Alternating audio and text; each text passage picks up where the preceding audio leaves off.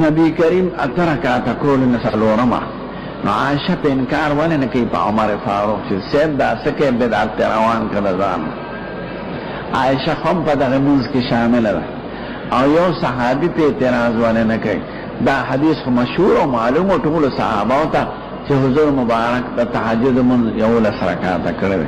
عمر فاروق ولی تی مخالفت کئی او صحابہ کرام ورسر ولی موافقت کئی او عائشہ پہ انکار والے نہ گئے عائشہ کہ جمع کی نہ شامل نہ حجرے متصلہ دا جماعت سارا فرض کا کنی شاملہ یعنی غیبت تمرین داری پسی مسکا عائشہ پہ انکار نہ گئے عمر فاروق مخالفت والے گئے اور صحابہ اثر موافقت والے گئے معلوم اداشہ سے تراؤن جدا ہے نہ آگے دا تحجد من یاد کردی یا عادت غالبه ذکر کرد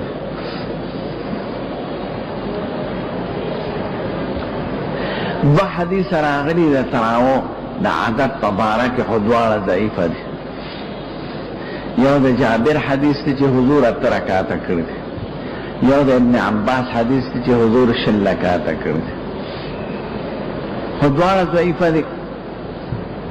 ندیوی حدیث دا غیر مقلدین وی حدیث دا جابر باندې با عمل کو ذکر موافقت دا حدیث دا عائشہ سراوی چه دری ویتر دی واتداسی موی دا خبالی وی چه دا عائشہ حدیث پا تراؤ کرا غلی یاوان دے عمل پا عبادات و خفاقسا و ما ثبتا فی سنت ورک وان درم دا چې موږ عملاً ګورو د عمر فاروق نه شل لکاته نقل دی نو جابر حدیث یا متروک ته یا یو حضور عمر فاروق یو شپه کړی ځکه که جابر صاحب حدیث صحیح کو نو دا شل لکاته چا جوړ کړل نو خو وینو چې تواتر عملی په شل لکاته راغلی لکه ترمذي کې وایي چې اکثر اهل علم په دې دي چې کوم د عمر او د علي صاحب نه نقل دی شل لکاته ترمذی کہتے ہیں یاد دکھا ما یو غیر مخلد ملا تو یو غیر مخلدین اغا معصوم گنی و زمان استاد وزے معصوم نگا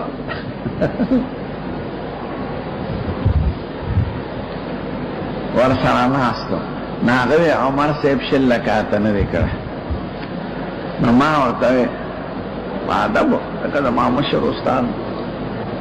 ما وی قصب دا خلفاء راشدین ندی کرن دا خلفاء زمانہ پا سن 40 ہجری ختمی کی 40 کی نب عالی سے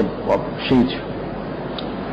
آمون گونو دا امام ابو حنیفہ دا زمانے نا دا مالک و دا شافی دا زمانے نا شلکاتا پا حرمین کی روان دے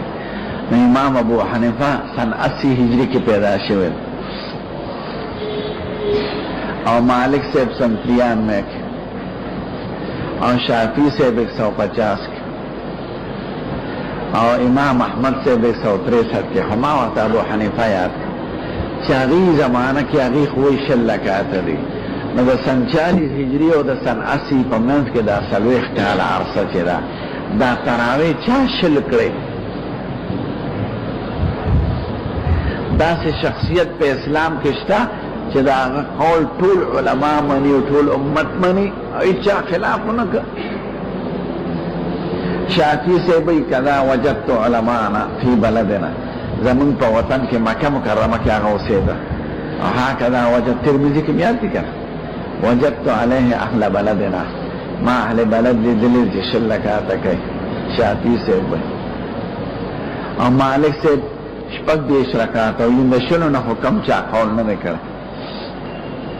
ایبا پکی سلو رکاتا نفل کو نو دا چا شل کرل چتوے عمر ہاں ندی سلویخ تو کالو دغی مدکی دا سے شخصیت سوکتے چا غدمر لوی بیدعات جوڑ کو اور طول امت پہ خاموش شدی اور چپتی اور تاریخ کی ذکر کی گی نا چی دا شل پلان کی بادشاہ زیادی کرل وہ ترکات ما توی دا خماتا ندا معلوم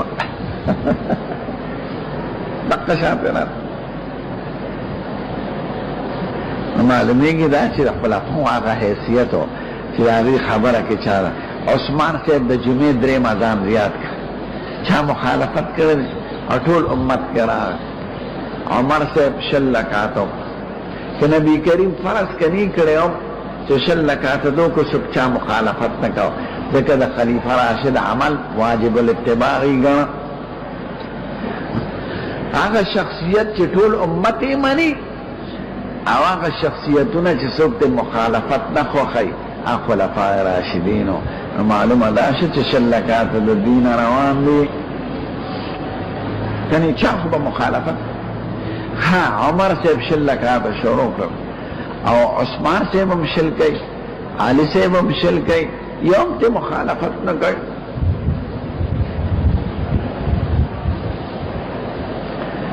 معلومه ده چې عمل د خلفاو دی. داسې معلومیږي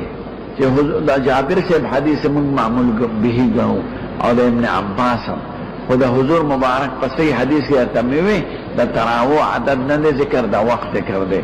یو شپې ثلث د لیل پورې وکړ، یو شپې نصف پورې وکړ،